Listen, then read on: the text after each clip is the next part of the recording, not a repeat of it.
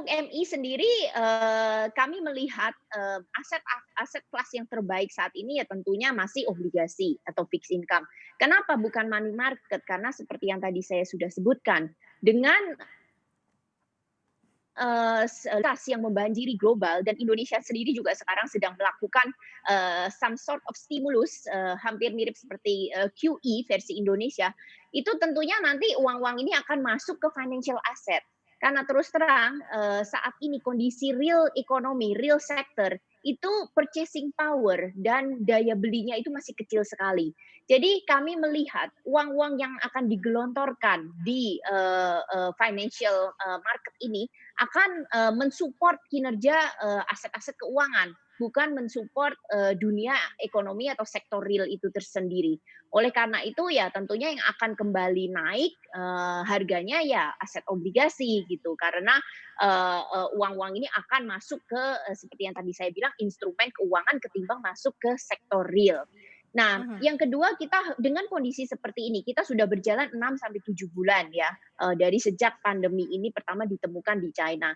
Dan kita lihat, banyak sekali, biochemical company atau, company medis itu yang sudah melakukan progres yang cukup baik dalam, ingin menemukan vaksin untuk, Mmm. COVID-19. Nah, kita juga harus mulai sebagai investor memiliki long term approach, begitu.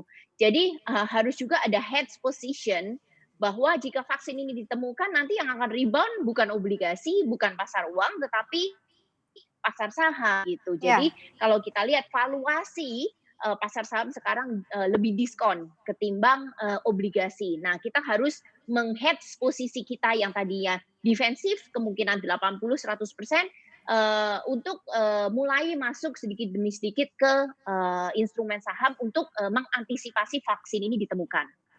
Mhm. Kalau dari sisi persebaran ini kan lebih dipusatkan tadi ke obligasi yang part on pemerintah sebenarnya, tapi kan kita juga ada tawaran misalnya seperti Iya, obligasi-obligasi berbau korporasi begitu Bu Anti. Nah ini seperti apa sih, peluang dan iya, opportunity-nya juga yang dilihat di sana begitu ya, obligasi korporasi ini? oke. Obligasi korporasi likuiditas masih menjadi kendala yang sangat besar ya, karena tidak begitu liquid sehingga foreign investor juga tidak bisa, mempunyai posisi yang besar di obligasi korporasi kita. Nah, kalau kita lihat secara harga juga, spread atau imbal hasil dari obligasi korporasi terhadap, obligasi pemerintah, itu juga, tidak terlalu menarik begitu, jadi hanya sesuai dengan historical spread. Nah, dengan likuiditas yang tidak, cukup itu dan dengan spread yang sekarang kami melihat masih belum begitu menarik untuk, masuk, secara besar ke obligasi korporasi. Sedangkan kalau kita lihat kemungkinan supply atau penambahan, obligasi pemerintah di paruh kedua tahun ini akan lebih besar. Karena kalau Mhm. kita lihat, realisasi spending dari pemerintah hingga, first half tahun ini itu masih di bawah budget.